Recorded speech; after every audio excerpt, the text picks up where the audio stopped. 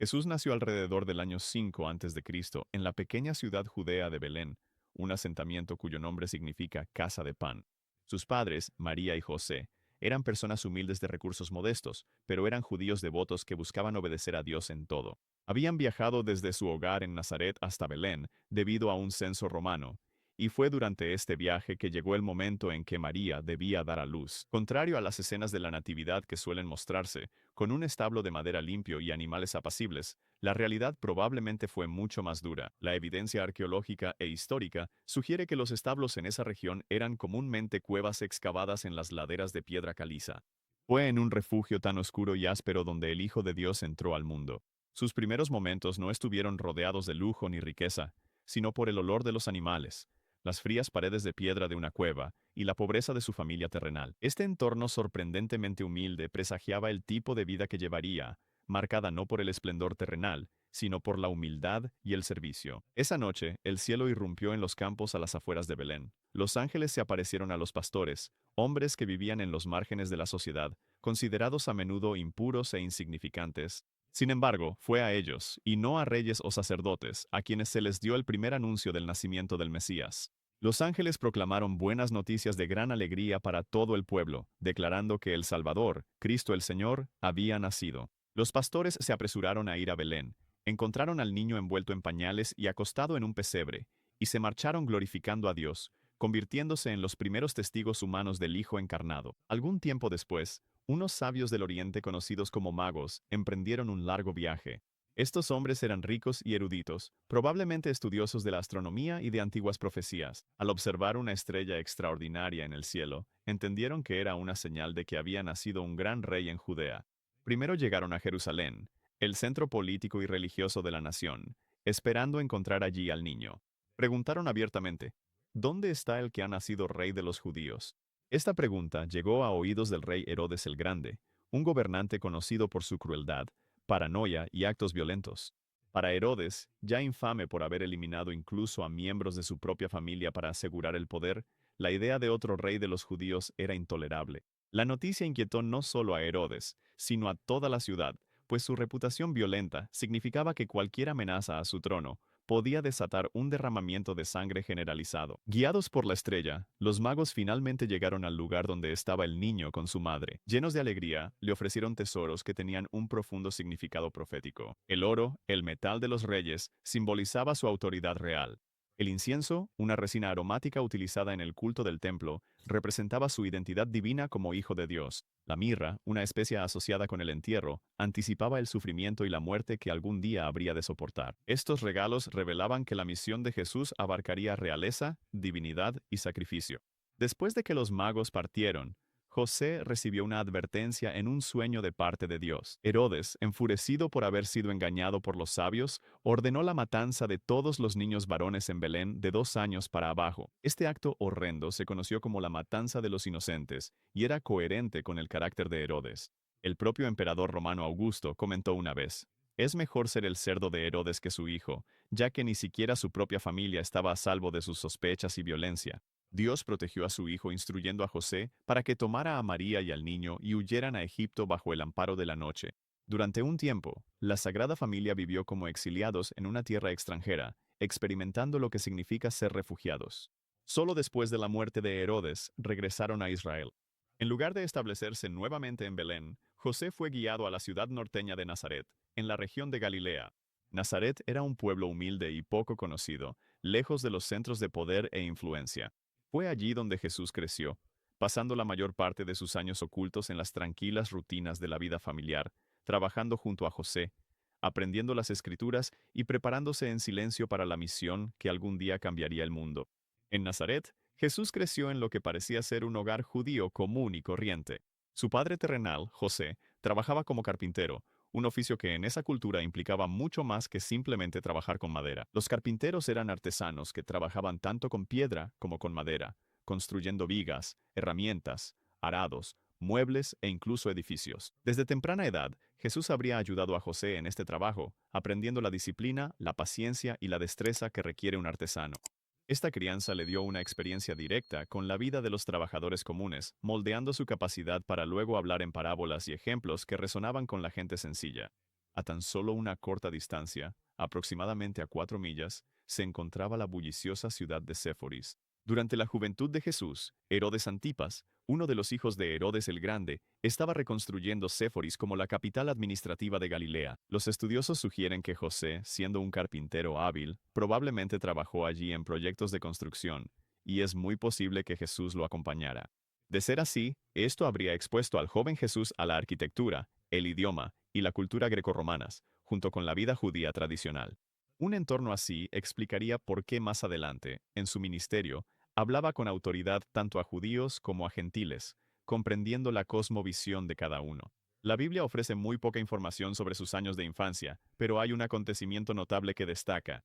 Cuando tenía 12 años, su familia viajó el largo camino a Jerusalén para la fiesta de la Pascua, como era costumbre entre los judíos devotos. Después de que terminó la fiesta, María y José comenzaron el viaje de regreso con una caravana de familiares y vecinos, suponiendo que Jesús estaba con ellos. Solo después de un día de viaje se dieron cuenta de que él no estaba. Con profunda ansiedad, regresaron a Jerusalén y buscaron durante 3 días antes de encontrarlo en los atrios del templo. Allí, estaba sentado entre los maestros de la ley, escuchando, haciendo preguntas y asombrándolos con la profundidad de su comprensión.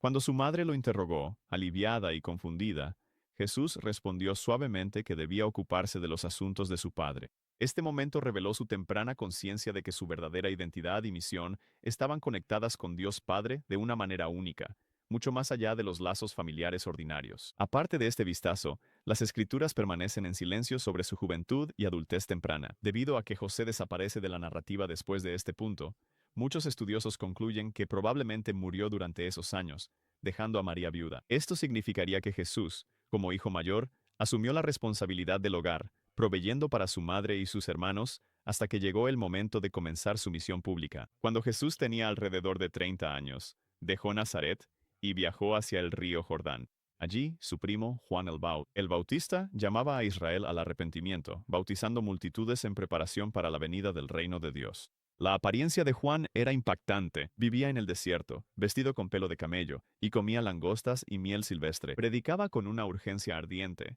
advirtiendo que el juicio estaba cerca e instando a la gente a volver sus corazones a Dios. Cuando Jesús se acercó a Juan para ser bautizado, Juan dudó, sabiendo que Jesús era mayor que él. Sin embargo, Jesús insistió, diciendo que era necesario para cumplir toda justicia. Al salir del agua, ocurrió un evento extraordinario. Los cielos se abrieron, el Espíritu Santo descendió sobre él en forma visible de paloma, y una voz del cielo declaró, este es mi Hijo amado, en quien tengo complacencia. Este momento fue más que simbólico. Fue la comisión pública de Jesús como el Mesías, marcada por la presencia del Espíritu y la afirmación del Padre. Inmediatamente después, el Espíritu lo llevó al desierto de Judea. Durante 40 días y 40 noches, ayunó, soportando hambre y debilidad mientras enfrentaba ataques directos de Satanás. El diablo lo tentó a convertir piedras en pan para saciar su hambre, a lanzarse desde el templo para poner a prueba la protección de Dios y a postrarse a cambio de autoridad sobre los reinos del mundo. Cada vez, Jesús resistió citando las Escrituras, mostrando que su confianza estaba plenamente en su Padre. Esta victoria en el desierto probó su fidelidad, demostrando que, a diferencia de Adán, él resistiría la tentación y permanecería obediente. Esto preparó el escenario para su ministerio de proclamar el reino de Dios. Tras superar las pruebas en el desierto, Jesús regresó al río Jordán, donde Juan el Bautista seguía ministrando. Algunos de los discípulos de Juan, entre ellos Andrés y otro hombre tradicionalmente identificado como Juan el Apóstol, oyeron a Juan identificar a Jesús como el Cordero de Dios que quita el pecado del mundo. Intrigados, comenzaron a seguirlo. Andrew trajo rápidamente a su hermano Simón, a quien Jesús rebautizó como Pedro, que significa roca. Desde el principio, Jesús fue reuniendo a su alrededor a hombres comunes que se convertirían en el fundamento de su ministerio. Estos primeros seguidores aún no comprendían del todo su identidad ni su misión, pero su disposición a seguirlo sentó las bases para lo que vendría. Jesús pronto viajó de regreso al norte, a Galilea, con sus nuevos discípulos. En la pequeña aldea de Caná, asistió a una fiesta de bodas junto a su madre y amigos. Cuando los anfitriones se quedaron sin vino, María acudió a Jesús en busca de ayuda, aunque él le dijo que aún no había llegado su hora. Sin embargo, él indicó a los sirvientes que llenaran de agua 6 grandes tinajas de piedra. Cuando sacaron un poco, el agua se había transformado milagrosamente en un vino excelente, mejor que el que se había servido antes. Este primer milagro registrado reveló su gloria de una manera silenciosa, pero poderosa. Esto demostró que tenía autoridad divina sobre la creación misma y marcó el inicio de sus señales públicas. Los discípulos que presenciaron el milagro creyeron en él con mayor profundidad. Poco después, Jesús subió a Jerusalén para la Pascua, una de las grandes fiestas anuales de Israel. Al entrar en los atrios del templo, los encontró llenos de comerciantes que vendían animales y cambistas que se beneficiaban con las tasas de cambio. Indignado por esta profanación de la casa de Dios, hizo un látigo de cuerdas, expulsó a los animales, volcó las mesas y reprendió a quienes estaban explotando a los adoradores. Declaró: «Saquen estas cosas de aquí, no hagan de la casa de mi padre una casa de comercio». Este acto dramático de purificación del templo mostró su celo por la adoración pura e inmediatamente atrajo la atención y hostilidad de las autoridades religiosas. Durante esta misma visita de la Pascua, Jesús mantuvo una conversación privada con Nicodemo, un fariseo y respetado gobernante entre los judíos. Nicodemo reconoció que Jesús debía haber venido de Dios por las señales que realizaba, pero le costaba entender su enseñanza. Jesús le explicó que una persona debe nacer de nuevo para ver el reino de Dios, refiriéndose a un renacimiento espiritual producido por el Espíritu. En este diálogo, Jesús dijo lo que es central para el Evangelio: «Porque de tal manera amó Dios al mundo, que dio a su Hijo unigénito, para que todo aquel que en él cree no se pierda, sino que tenga vida eterna». Con esto, Jesús mostró que su misión no era solo para Israel, sino para toda la humanidad. Mientras su fama crecía, Jesús pasó por Samaria camino a Galilea. Los judíos normalmente evitaban Samaria debido a una hostilidad de larga data, pero Jesús se detuvo allí deliberadamente. En el pozo de Jacob, habló con una mujer samaritana, rompiendo barreras culturales y sociales. Le habló del agua viva que saciaría la sed espiritual y daría vida eterna. Cuando le reveló detalles de su vida que ningún desconocido podría haber sabido, ella lo reconoció como el Mesías. Ella se apresuró a regresar a su pueblo para contarle a otros, y muchos samaritanos llegaron a creer en él. Este encuentro demostró que su mensaje trascendía las fronteras de la cultura y la etnia. Cuando Jesús finalmente regresó a su ciudad natal de Nazaret, entró en la sinagoga en el día de reposo y leyó del rollo de Isaías. El pasaje hablaba del ungido que traería buenas noticias a los pobres, libertad a los oprimidos y sanidad a los quebrantados de corazón. Después de leer, enrolló el rollo y declaró: «Hoy se ha cumplido esta escritura delante de ustedes». Su audaz afirmación sorprendió a quienes lo conocían desde la infancia. En lugar de recibirlo como el Mesías, se sintieron ofendidos e indignados. Lo expulsaron de la sinagoga y, en su furia, incluso intentaron arrojarlo por un precipicio. Este rechazo violento en su propio pueblo presagiaba la creciente resistencia que enfrentaría a lo largo de su ministerio. Después de su rechazo en Nazaret, Jesús trasladó su base de ministerio a Capernaum, un pueblo pesquero en la orilla noroeste del mar de Galilea. Esta ubicación era estratégica. Capernaum era un bullicioso centro de rutas comerciales, lo que significaba que sus palabras y obras se difundían rápidamente entre viajeros y comerciantes. Allí comenzó a hacer milagros y a enseñar en las sinagogas, atrayendo multitudes de la región. Uno de los primeros milagros extraordinarios fue la curación de un hombre con lepra. La lepra era una de las enfermedades más temidas del mundo antiguo, tanto por su devastación física como por el aislamiento social que provocaba. Según la ley judía, los leprosos eran excluidos de la sociedad y considerados ritualmente impuros.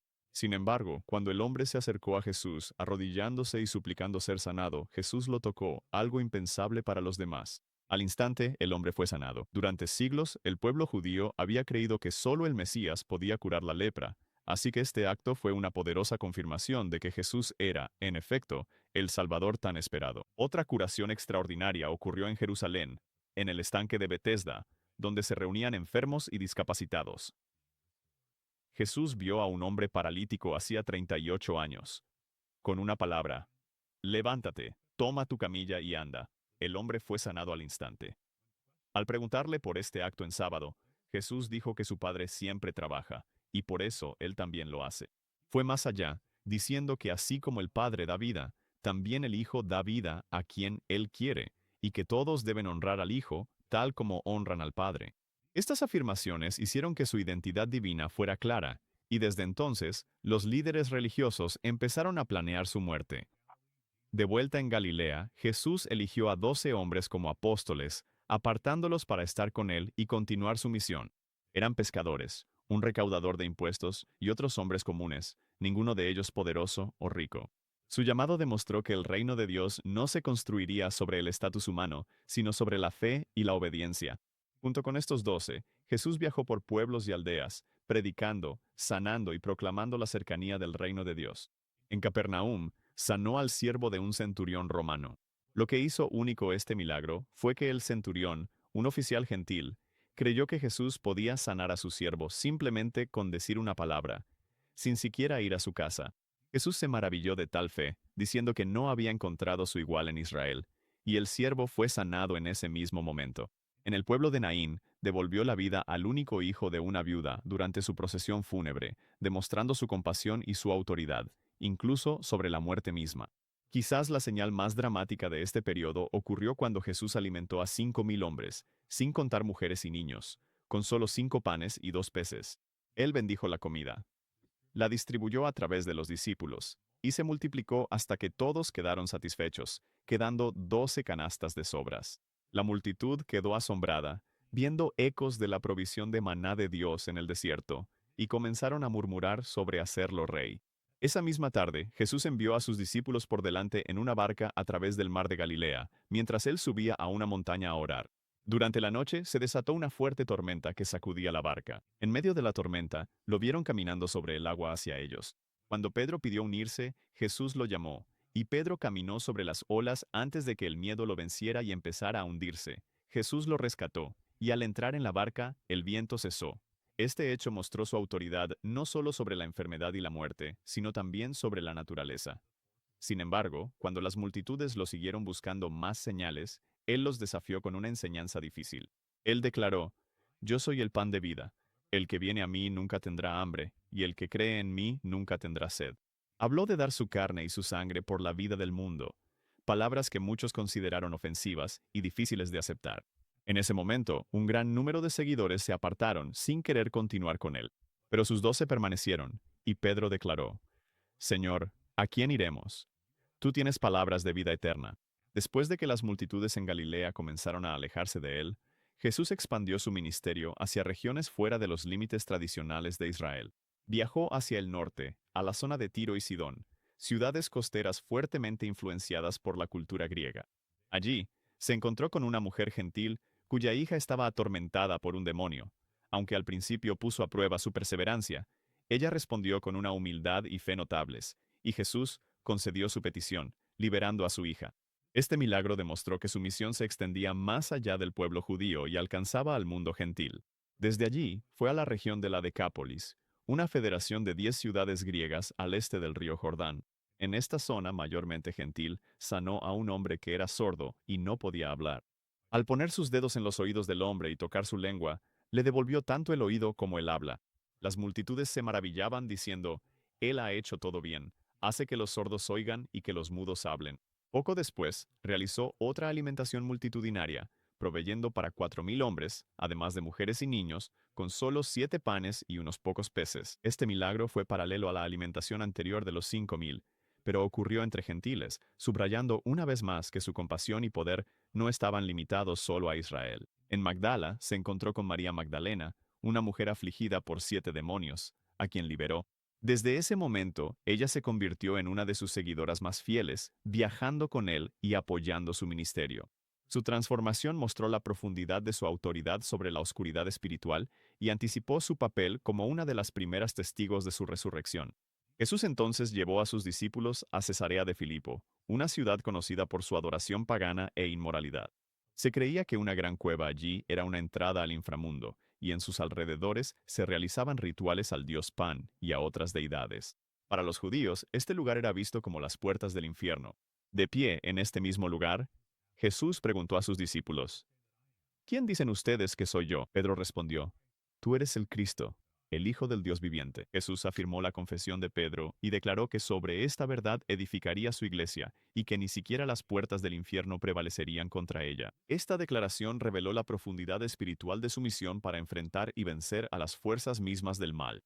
Poco después, Jesús llevó a 3 de sus discípulos más cercanos, Pedro, Santiago y Juan, a una montaña alta, tradicionalmente identificada como el Monte Hermón. Allí se transfiguró delante de ellos.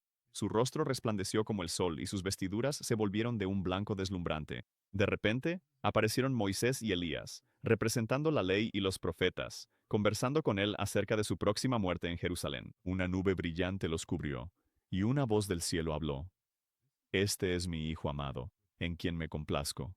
Escúchenlo a él. Los discípulos cayeron sobre sus rostros, asombrados, al presenciar un destello de su gloria divina. La transfiguración confirmó que era mucho más que un profeta o un hacedor de milagros. Él era el Hijo eterno de Dios, hecho carne humana.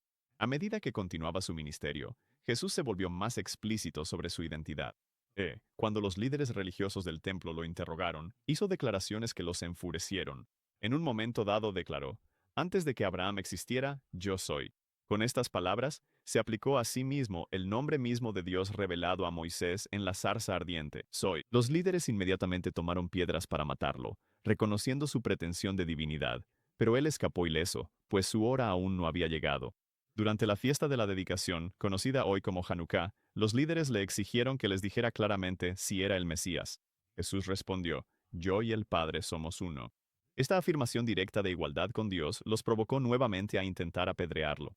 Cada vez más, sus palabras y acciones dejaban claro que no solo era el rey prometido, sino Dios mismo venido en forma humana. Poco después, llegó la noticia de que su amigo Lázaro en Betania estaba gravemente enfermo. Para cuando Jesús llegó, Lázaro llevaba 4 días muerto. De pie frente a la tumba, Jesús lloró con los dolientes y luego ordenó: Lázaro, sal fuera. Para asombro de todos, Lázaro salió vivo, aún envuelto en las vendas funerarias. Este milagro público, mayor que cualquiera que hubiera realizado hasta entonces, llevó a muchos a creer en él. Al mismo tiempo, endureció la determinación de los líderes religiosos, quienes ahora decidieron que debía ser condenado a muerte antes de que su influencia creciera aún más. A medida que se acercaba la fiesta de la Pascua, Jesús comenzó la etapa final de su misión. Viajando por Jericó, sanó a los ciegos y enseñó acerca del reino de Dios. Luego continuó hacia Betania, donde vivían sus queridos amigos María, Marta y Lázaro. En una cena en su honor, María ungió sus pies con un perfume costoso y los secó con su cabello. Aunque algunos objetaron por el costo, Jesús explicó que ella lo estaba preparando para su sepultura, un acto profético que mostraba que su muerte estaba cerca. Poco después, entró en Jerusalén montado en un burro, cumpliendo la antigua profecía de Zacarías, de que el rey de Israel vendría con humildad. Las multitudes se alinearon a lo largo del camino, extendiendo ramas de palma ante él y gritando: Hosana, bendito el que viene en el nombre del Señor. Este evento, recordado como la entrada triunfal, mostró el anhelo del pueblo por un rey que los liberara. Sin embargo, muchos de los que lo alabaron ese día malinterpretaron su misión, esperando una liberación política de Roma, en lugar de la salvación del pecado y la muerte. Al entrar en el templo, Jesús una vez más expulsó a los mercaderes y cambistas que habían convertido la adoración en explotación. Volcó sus mesas y declaró que la casa de Dios debía ser una casa de oración, no una cueva de ladrones. Este acto público desafió al sistema religioso corrupto en su núcleo y aumentó la hostilidad de los líderes, quienes ahora buscaban abiertamente destruirlo. Durante los días previos a la Pascua, enseñó a sus discípulos en el Monte de los Olivos, hablando sobre pruebas futuras, la destrucción del templo y la venida del Hijo del Hombre. Sus palabras llevaban tanto advertencia como esperanza, preparándolos para la misión que continuarían después de su partida. En la noche de la cena de la Pascua, Jesús se reunió con sus discípulos en un aposento alto. Mientras se recostaban a la mesa, partió el pan y se lo dio, diciendo: Este es mi cuerpo, entregado por ustedes. Tomó la copa y dijo: Esta copa es el nuevo pacto en mi sangre, que es derramada por muchos. Con estas palabras, dio un nuevo significado al pan y al vino de la comida, instituyendo lo que los cristianos ahora recuerdan como la Cena del Señor o la comunión. Durante esa misma noche, se arrodilló para lavar los pies de sus discípulos, dando ejemplo de humildad y servicio, y les mandó que se amaran unos a otros como Él los había amado. Sin embargo, incluso en esa reunión íntima, la traición estaba cerca. Judas Iscariote, uno de los 12, ya había acordado entregar a Jesús a las autoridades por 30 piezas de plata. Después de la cena, Jesús fue con sus discípulos al huerto de Getsemaní, donde oró con angustia, sometiéndose a la voluntad del Padre. No se haga mi voluntad, sino la tuya. En la oscuridad de la noche, Judas llegó con soldados e identificó a Jesús con un beso. Fue arrestado y llevado. Jesús fue llevado ante el consejo judío, acusado de blasfemia por afirmar ser el Hijo de Dios. Aunque los testimonios en su contra eran falsos y contradictorios, los líderes lo condenaron y lo entregaron al gobernador romano, Poncio Pilato. Pilato, al no encontrar culpa en él, intentó liberarlo, pero las multitudes, incitadas por los líderes, exigieron su crucifixión.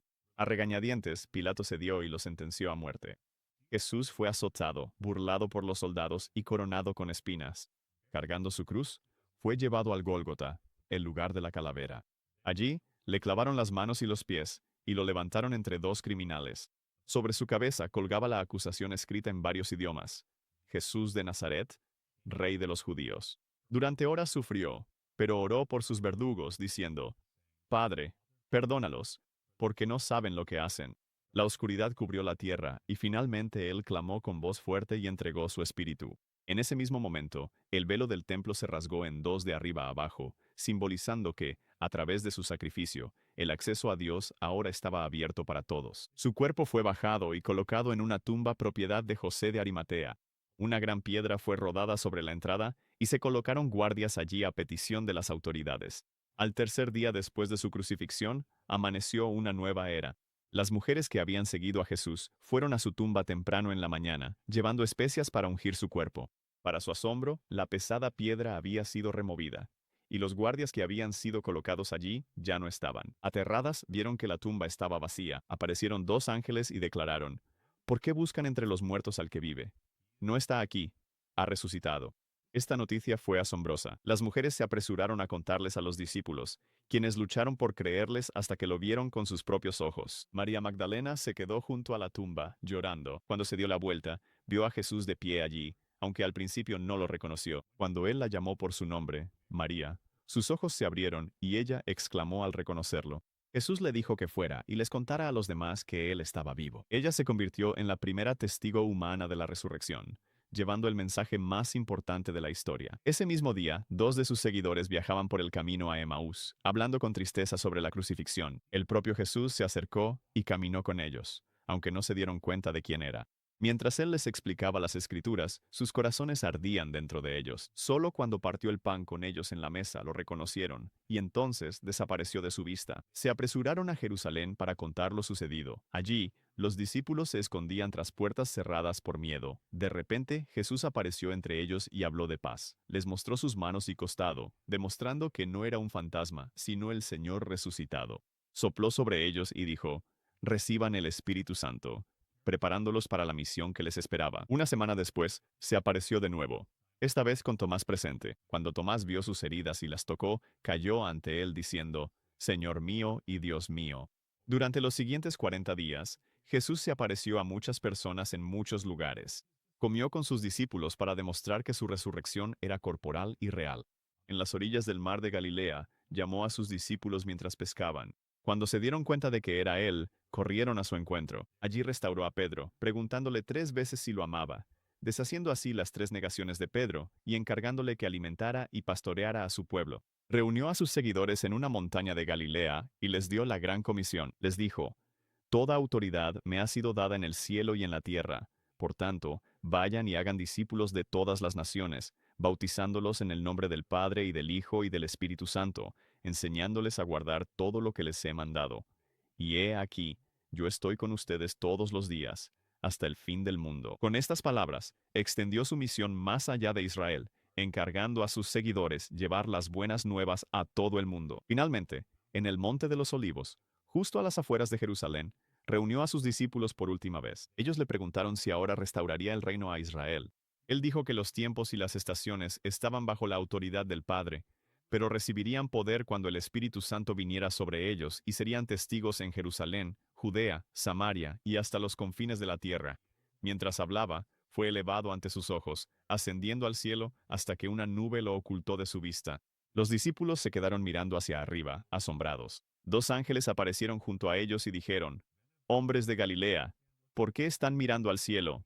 Este mismo Jesús, que ha sido llevado de ustedes al cielo, vendrá de la misma manera que lo han visto irse. Con esta promesa de su regreso, los discípulos regresaron a Jerusalén para esperar el don del Espíritu. Pronto, en Pentecostés, el Espíritu vendría con poder y la iglesia nacería. El ministerio terrenal de Jesús había llegado a su conclusión, pero su obra apenas comenzaba. El Señor resucitado y ascendido seguía vivo, reinando en el cielo, y la esperanza de su pueblo estaba puesta en el día en que Él regresaría en gloria. Pero la historia no termina con la ascensión de Jesús. Su misión fue llevada adelante por los hombres y mujeres que lo siguieron más de cerca, personas comunes que se convirtieron en testigos extraordinarios. Cada discípulo tenía una historia única, un llamado y un precio que pagar. Para ver cómo se desarrollaron sus vidas, mira el siguiente video. cada discípulo de Jesús explicado en detalle.